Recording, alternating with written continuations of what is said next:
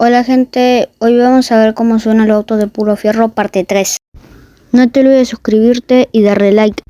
Por la mayoría que mira mi video no está suscrito a mi canal. Así que suscríbete, que es gratis. Así que esperas, suscríbete y dale like.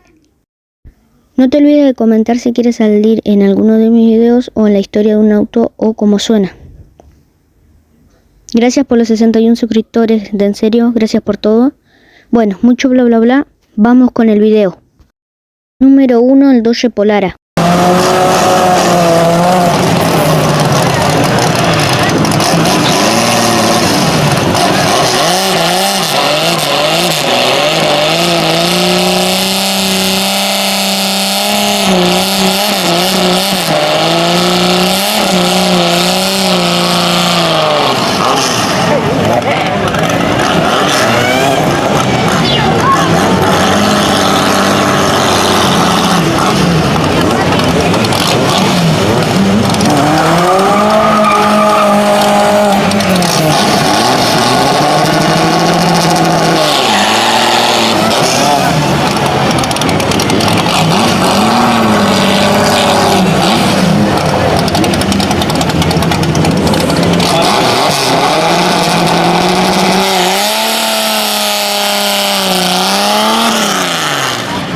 Hasta el cono el calentamiento, hasta el cono.